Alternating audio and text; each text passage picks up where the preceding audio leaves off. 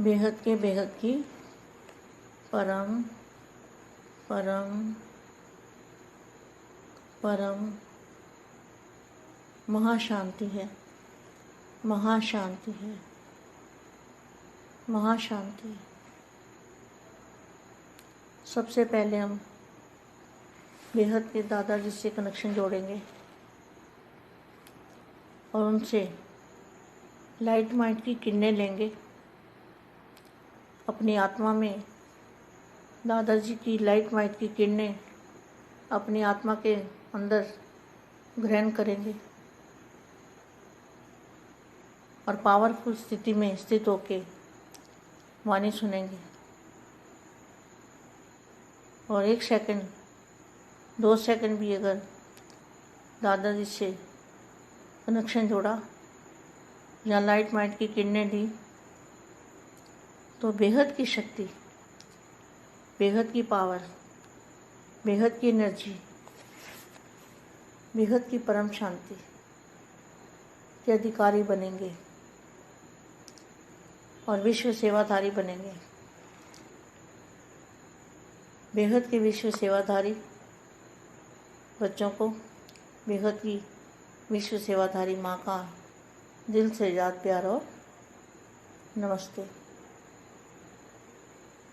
1 second दादाजी की याद में, 2 सेकंड दादा की याद में स्थित होते हैं।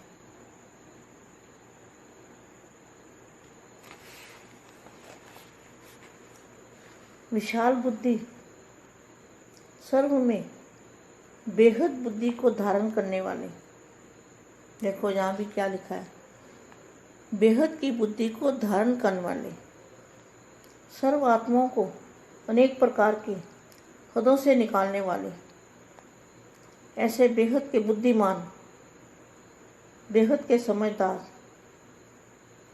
बेहद की विराग वृत्ति वाले, सदा बेहद की स्थिति और स्थान में रहने वाले। बेहद का स्थान कौन सा है? बेहद की स्थिति और बेहद के स्थान में रहने वाले,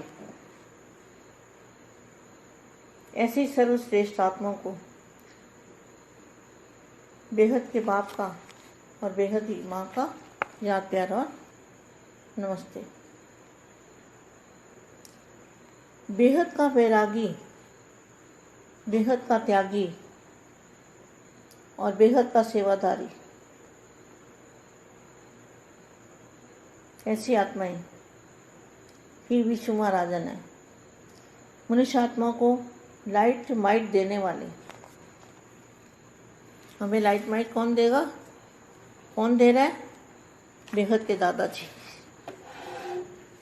बेहद की आत्मा को बेहद की लाइट और माइट,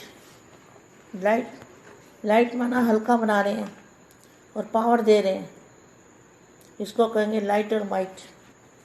माइट माना पावर, लाइट माने हल्का, एकदम हल्की लाइट, सूक्ष्म लाइट और पावरफुल लाइट।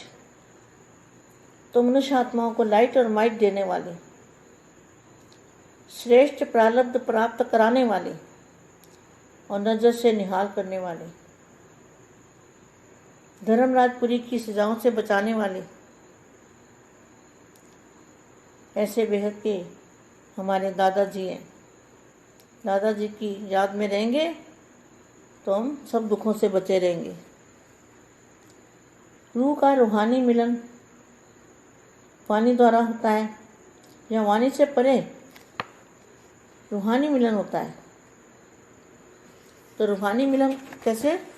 जब दादाजी के बेहद के स्थान पर जाकर आत्मस्वरूप में टिककर और दादाजी से मिलन मनाएंगे तो लाइट और माइट की किरणें हमारे अंदर आएंगी, उसको कहेंगे रूहानी मिलन।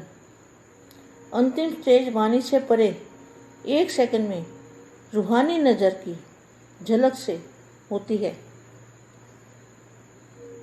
रूहानी नज़र कहाँ मिलेगी? बेहद की कला में। जो गाया हुआ है झलक दिखा दो, तो एक झलक भी अगर देख ली बेहद की कला में, अगर बेहद के बच्चों ने एक झलक भी देख ली, झलक, तो कितना कमाल हो जाएगा और कितनी पावर आ जाएगी। उसको कहेंगे रूहानी मिलन। वे नैनों द्वारा मस्तक मणि का गायन है, अंतिम समय नज़र से निहाल करने का ही गायन है। आप हर एक लाइट हाउस और माइट हाउस की स्थिति में होंगे तो एक स्थान पर स्थित होते भी विश्व के चारों ओर अपनी लाइट और माइट देने का कर्तव्य करेंगे। कैसे करेंगे? अगर लाइट और माइट हाउस की स्थिति में होंगे तो चारों ओर अपनी लाइट और माइट देने का कर्तव्य करेंगे। इसमें भी जो बेहद की आत्माएं हैं वो लाइट और माइट हाउस होंगे। क्या बन जाएंगे? लाइट और माइट हाउस।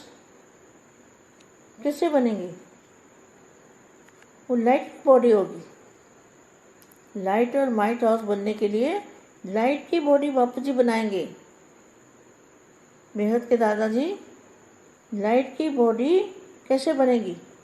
जब लाइट स्वरूप में रहेंगे और बेहद के दादाजी से कनेक्शन जोड़ेंगे तब हमारी लाइट और माइट की किरणें निकलेगी हमारे शरीर में से, और हमारी बॉडी कौन सी बनेगी? लाइट और माइट हाउस बनेंगे।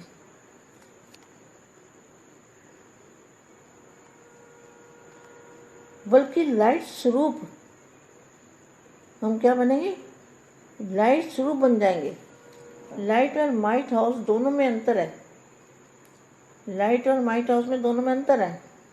जब तक विश्व सेवक नहीं बने हैं तब तक क्या बनते हैं? ये 3 स्टेज को पार करना पड़ता है। पहली स्टेज है 1 सेकंड में बेहद का त्यागी, सोच करते समय गंवाने वाले नहीं, लेकिन झट से और धक से बाप पर बलिहार जाने वाले, बेहद के निरंतर अथक सेवाधारी।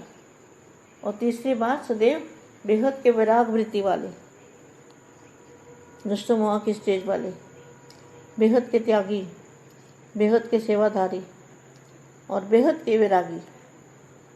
इन तीनों स्टेज से पार करने वाले ही बेहद के बच्चे हो सकते हैं। साथ ही अंत में लाइट हाउस और माइट हाउस बन सकते हैं। अपने आप को चेक करो कि तीनों स्टेजेस में से कौन से स्टेज तक पहुँचे हैं। सेम ही सेम के जज बनो।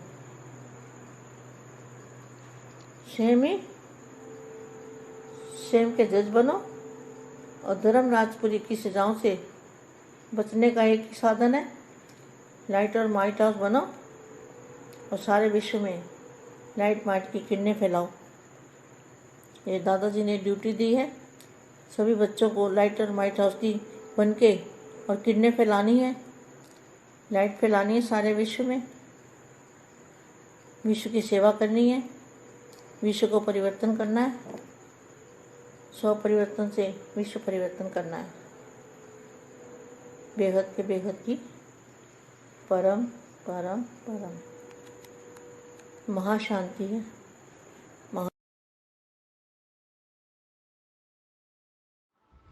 బేహద్ పరం మహాశాంతి. 1 సెకండ్లోనే పదమాల సంపాదన ఎలా జమ చేసుకోవాలి, 1కి 10 రెట్లు ప్రాప్తిని, 100 రెట్లు ప్రాప్తిని ఎలా పొందాలి అని బేహద్ పిల్లలకి చెప్తున్న దివ్య సందేశము.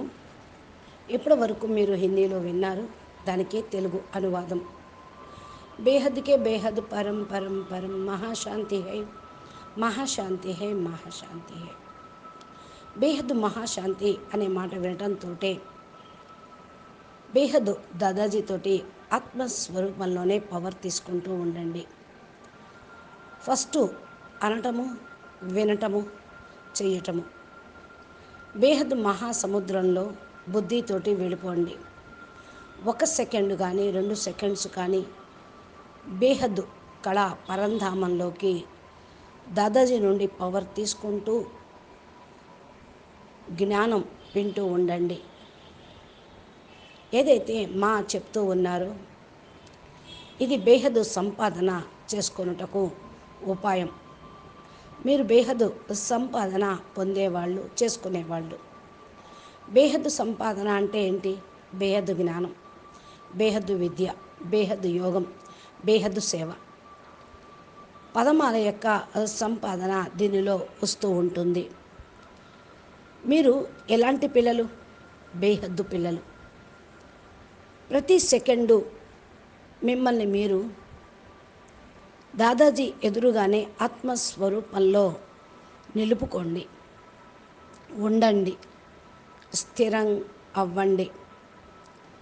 పదమాల యొక్క సంపాదనను జమ చేసుకోండి. పదమాల పదమ భాగ్యశాలి ఆత్మలు మీరంతా. ఈ యొక్క సంపాదన చేసుకున్నటువంటి పిల్లలకి బాపు ఎప్పుడు సదా హెల్ప్ చేస్తూనే ఉంటారు. పిల్లలపైన తండ్రికి గర్వంగా కూడా ఉంటుంది, ఇలా సంపాదించుకునేటువంటి ఆత్మలకి అని. ఒక్కొక్క సెకండులో పదమాల సంపాదన జమ చేసుకోండి. మీరు జమ చేసుకోగలుగుతారు. ఏ విధంగా? ఒక సెకండ్లో, ముందు సెకండ్లో, ఒక సెకండ్కి మీరు చేసిన సంకల్పము 10 రెట్లు పెరుగుతూ ఉంది, తర్వాత 100 రెట్లు పెరుగుతుంది, తర్వాత 1000 రెట్లు. ఇలా పదమాల సంపాదన వరకు మీ యొక్క సంకల్పము, మీ యొక్క శక్తి, విశ్వసేవ కోసం మీరు చేసేటువంటి యోగము, కర్మ, ధారణ, ఇవన్నీ కూడా పదమాల సంపాదనను తీసుకొస్తాయి.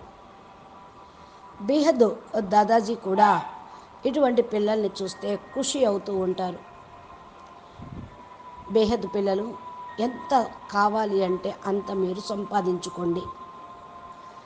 బేహద్దు సముద్రం లోపలికి వెళ్ళిపోండి, మహా జ్ఞాన సముద్రం లోపలికి వెళ్ళిపోండి. మహా పరం ప్రకాశము, పరం శక్తి అనేది లభిస్తూ ఉంటుంది. బేహద్దు సంపాదన చేసుకోండి, బేహద్దు కర్మ చేయండి. ఏదైతే మీరు చేస్తూ ఉన్నారో అన్నీ కూడా అప్పుడు బేహద్దుగా అయిపోతాయి. బేహద్దు ఆలోచన, బేహద్దు కర్మ, బేహద్దు ధారణ, బేహద్దు విద్య, బేహద్దు యోగము, బేహద్దు ప్రాప్తి, ఇవన్నీ కూడా హద్దు నుండి బేహద్దులోకి వెళ్ళిపోతాయి. హద్దు విషయాలు పూర్తిగా మీరు మర్చిపోతారు. చాలా సంపాదన మీరు చేసుకోండి పిల్లలు అని మా చెప్తూ ఉన్నారు. ప్రథమ మరియు అంతిమ పురుషార్థం. నేను పురుషార్థం కొరకు నుండి పిల్లలకి నేను చెప్తూ ఉన్నాను. ఏ విధంగా అయినా సరే పిల్లలు పురుషార్థం చేస్తూ ముందుకు వెళ్తారు అని దీనికి సంబంధించిన పాయింట్స్, అవ్యక్తవాణి మహావాక్యాలు, బేహద్ అర్థాలతో మీ యొక్క స్థితిని బేహద్లోకి స్థిరంగా ఉంచుకోవటానికి మార్గాలు చెప్తూ ఉంటాను. మన యొక్క దాదాజీ బేహద్ స్థితిలో, ఆయన స్మృతిలో ఎలా ఉండాలి అది కూడా నేను నేర్పుతూ ఉన్నాను. ఎప్పుడైతే దాదాజీ తోటి లైట్ హౌస్, మైట్ హౌస్ తోటి, పవర్ హౌస్ తోటి కనెక్షన్ జోడిస్తూ ఉంటారో అప్పుడు మన స్థితి బేహద్లోకి వెళ్ళిపోతుంది. బేహద్దు స్థితిగా అయిపోతే మీకు సదా నిరంతరము దాదాజీ యొక్క స్మృతి నిలిచిపోతుంది. యోగం లేకుండా, స్మృతి లేకుండా ఉండలేరు. దీని కొరకు పవర్ కావాలి. బేహద్దు స్థితి లేకపోతే కర్మాతీతంగా కాలేరు. కర్మల యొక్క బోజా కూడా తేలిగ్గా కూడా ఉండదు. వికర్మలు వినాశనం కూడా కానే కావు. ఇప్పుడు ఏం చేయాలి మీరు? బాపూజీ ఏమి చేయిస్తూ ఉన్నారో బేహద్దు పిల్లలతోటి ఎలా ఉండమన్నారో అలా ఉంటూ బేహద్దు సేవ చేస్తూ ఉండటమే. ఈరోజు బేహద్దు బాపు ఎలాంటి బాపు? బేహద్దు బాపు. బేహద్దు బాపు అని ఎవరిని అన్నారు? లేఖరాజు నా లేక శివ బాబానా? దాదా లేఖరాజు బ్రహ్మ బాబానా బేహద్దు బాప్ అని, లేదా శివ బాబాని అనాలా? వీళ్ళు బేహద్దు ఎలా అయ్యారు? భలే శివుడైనా కూడా ఈ బ్రహ్మాండానికి మాలిక్కే, ఆయన బేహద్దు ఏం కాదు. ఇక బ్రహ్మ బాబా అయితే కేవలం 5,000 సంవత్సరాల క్రితమే కృష్ణుడి రూపంలో వచ్చి జన్మలు తీసుకుంటూ మళ్ళీ ఈ విధంగా ఉండి హద్దులో జ్ఞానాన్ని ప్రచారం చేస్తూ ఉన్నారు. ఆయనకి బేహద్ అంటే కూడా అర్థం తెలియలేదు. బేహద్దు అంటే ఏమిటి? అనంతం, హద్దు లేనటువంటిది. ఆ స్థితిలో స్థిరంగా ఉంటే మీకు బేహద్ బుద్ధి, బేహద్ స్థితి లభిస్తుంది. ఉన్నతమైనటువంటి బుద్ధి, బేహద్ బుద్ధి, బేహద్ దృష్టి లభిస్తుంది. దృష్టి అంటేనే నజర్, దృశ్యము, దృక్పథం. మీ యొక్క దృష్టిలో కూడా, మీ దృక్పథంలో కూడా బేహద్దే కనిపిస్తూ ఉంటుంది. మీ భావంలో, సంకల్పంలో, మీ దృష్టిలో, సంకల్పంలో బేహద్దు వృత్తి అనగా ఆలోచన చేస్తూ చేస్తూ హద్దు వృత్తిలోకి వెళ్ళిపోకుండా బేహద్దులోకి వెళ్ళిపోతారు. బేహద్దు వృత్తిలోకి వెళ్ళిపోతారు. బేహద్దు సేవాదారిగా అవుతారు. ఏం చేయాలి అంటే మళ్ళా ఇలాంటి స్థితిని తయారు చేసుకోవాలి. ఆటోమేటికలీ ఏదైతే సేవ ఉన్నదో మన సేవ అది బేహద్దుగా ఉండాలి. శ్రేష్టమైనటువంటి పిల్లలతోటి సాకార ఆత్మలు, సాకార స్వరూపంగా, సాకార వతనంలో ఎంత స్పష్టంగా కనపడుతూ ఉన్నారు బాపు పిల్లలకి. సాకార వతనంలో, సాకార స్వరూపంలో బేహద్దు స్థానం లోపల కలుసుకుంటూ ఉన్నారు. ఎక్కడ బేహద్దు స్థానం ఉంది? ఢిల్లీలో బేహద్దు స్థానం. మళ్ళా ఇక్కడ గుజరాత్లో కూడా బేహద్దు స్థానమే ఉంది. ఈ బేహద్దు స్థానంలో అనగా ఎక్కడ దాదాజీ ఉంటారో అది బేహద్దు స్థానం అవుతుంది. బేహద్దు స్థానము అని రాయబడింది కదా. బేహద్దు స్థానము అంటే ఏదో ఇప్పుడు అర్థం చేసుకోండి. ఒకవేళ ఒక స్థానంలో ఉండి ఏకవచనం ఉపయోగిస్తూ ఉన్నారు అంటే అది బేహద్దు స్థానం అని అనబడదు. కానీ బేహద్దు స్థానము అంటే 2-3 బేహద్దు స్థితులు. ఎక్కడైతే బాపూజీ ఉంటారో అక్కడ బేహద్దు స్థానం ఉన్నట్లే. బాపూజీ ఇంట్లో ఉండనియండి, ఆశ్రమంలో ఉండనియండి, ఢిల్లీలో ఉండనియండి, ఆ స్థానం ఎక్కడెక్కడైతే బాపు ఉన్నారో అది బేహద్దు స్థానము. అక్కడక్కడ బేహద్దు స్థానము ఉంది అనగా బేహద్దు స్థుతి సమానము ఉంటుంది. బేహద్దు యొక్క స్మృతి, బాల్యము, వృద్ధాప్యము అనేది 2 ఉన్నాయి. జ్ఞానం మొత్తంలో కూడా ఈ విద్య బేహద్దు విద్య.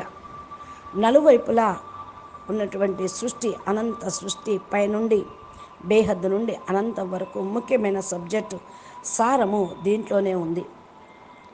విషయాలన్నీ కూడా సార రూపంలో బేహద్దు అర్థాలు చెప్పడం జరుగుతుంది. బేహద్దు పిల్లలకు బేహద్దు బాపు బేహద్దు జ్ఞానమే చెప్తారు. బేహద్దు ఇంటిలోకి వెళ్ళాలి కాబట్టి మీరన్నీ బేహద్దు అన్న మాటను పట్టుకోండి. హద్దును వదిలేసి బేహద్దులోకి వెళ్ళిపోండి. అన్నీ బేహద్దే. హద్దు అనేది ఏమీ లేదు, సూక్ష్మం లేదు, స్థూలం లేదు, అంతా మహా బేహద్దుకే బేహద్దు, బేహద్దుకే బేహద్దు. మూల సారం ఇదే. బేహద్దు హై, బేహద్దు బాపు హై, బేహద్దు జ్ఞానము, బేహద్దు ప్రాప్తి, బేహద్దు యోగము, బేహద్దు స్మృతి, బేహద్దు దృష్టి, బేహద్దు సంకల్పం. ఈ బేహద్దు అన్న శబ్దం యొక్క స్వరూపంలో స్థిరంగా కండి. ఇదే ఫస్ట్ మరియు లాస్ట్ పురుషార్థము. మీరు బాప్ లాగా కావాలి అనగా మరుజీవాగా కావాలి. దీన్నే ఆధారంతో దేహము హద్దు నుండి బేహద్దు అలౌకికమైన ఆత్మ దేహంలోకి పరివర్తన కావాలి. అదే ఫరిస్తా స్వరూపం. దేహం యొక్క హద్దు నుండి బేహద్దులోకి దేహీ స్వరూపంలోకి వెళ్ళాలి. దేహీ స్వరూపము అనగా ఆత్మస్వరూపము. దేహం యొక్క హద్దు నుండి బేహద్దులోకి స్వరూపంలోకి స్థిరంగా కావటం, లాస్ట్లో ఫరిస్తా స్వరూపంగా అవ్వటం. దీన్నే బేహద్దు ఫరిస్తా స్వరూపం అని అంటారు. లాస్ట్లో ఫరిస్తా స్వరూపంగా కావాలి. ఫరిస్తా స్వరూపంగా అవ్వటము అంటే సర్వ హద్దులోని రిస్తాలను, సంబంధాలకు అతీతంగా అయ్యి ఫరిస్తాగా కావటం. ఆది మరియు అంతిమ యొక్క పురుషార్థము, ప్రాప్తి ఇదే. ఇదే లక్షణము మరియు ఇదే లక్ష్యం యొక్క స్మృతి సమర్థిగా కావటం. 2 స్వరూపాలు అంటే ఏంటి? ఇది మీకు మహావాక్యం అర్థమయ్యే ఉంటుంది. ధ్యానంలో కూడా ఇదే వినండి, ఈ మాటల్ని స్మృతి చేయండి, ఈ విషయాన్ని పట్టుకొని బేహద్దు ఫరిస్తాగా కండి. ఆది మరియు అంతిమ పురుషార్థంలో కూడా ఇదే ఉన్నది. లక్ష్యము స్మృతి సమర్థిగా ఉంటే, స్మృతి సమర్థిగా ఉంటే, దాదాజీ స్మృతిలో ఉంటూ ఉంటే, సమర్థత వస్తూ ఉంటే స్వరూపంలో తయారు కావాలి. బేహద్దు అంటే ఆది నుండి మొదలుకొని ఇప్పటి వరకు రకరకాల ఏదైతే హద్దు ఉన్నదో పెట్టుకున్నారో వచ్చినవో వాటన్నిటిని దాటుకొని వెళ్ళిపోవాలి. ఈ యొక్క లిస్టు మీకైతే అంత బాగా తెలుసు కాబట్టి ఆ లిస్టు తీయండి. అన్ని హద్దుల్ని దాటుకొని బేహద్దు స్వరూపంలోకి, బేహద్దు ఇంటిలోకి, బేహద్దు ఆత్మస్వరూపంలోకి ఫరిస్తా స్వరూపంగా అయ్యి బేహద్దు స్వరూపంలో, బేహద్దు ఇంటిలో బేహద్దు సేవాదారిగా కండి. ఆలోచన కూడా బేహద్దు ఆలోచనతోటి సేవ చేయాలి. అన్ని హద్దులకు పైకి వెళ్ళిపోయి విజయాన్ని పొందేటువంటి స్థితిని పొందాలి. దీన్నే అంటారు బేహద్దు సేవాదారి. విజయ ప్రాప్తి పొందుటకు ఎవరి యొక్క సహయోగం పొందాలి? హద్దులో దాటుకొని విజయరత్నాలుగా కావాలి. విజయరత్నాలుగా అవ్వటము అంటే అంతిమ కర్మాతీత స్వరూపం యొక్క అనుభూతిని పొందుతాం. హద్దు అనేక రకాల యొక్క బేహద్దు. ఒకే ఒకటి నేను మీకు చెప్తూ ఉన్న ఈ విషయాన్ని సగం వంశావళి అని కాదు, పిల్లలందరూ కూడా బేహద్దు బాపుని దయచేసి ప్రేమ పొందండి, ప్రేమను ఇవ్వండి, ప్రేమించండి, ప్రేమించబడండి. అచ్చా, పరం శాంతి, నమస్తే, ధన్యవాదాలు. बेहद के बेहद परम परम మహాశాంతి హే, మహాశాంతి హే, మహాశాంతి హే. మా ఇచ్చినటువంటి దివ్య సందేశమును ఇప్పుడు మీరు మురళీ రూపంలో ఆడియో తండ్రిది వింటూ ఉన్నారు. అదేవిధంగా మా చెప్పిన దివ్య సందేశం కూడా ఏమిటో మనం తెలుగులో విందాము. నమస్తే, ధన్యవాదాలు, పరమ మహాశాంతి.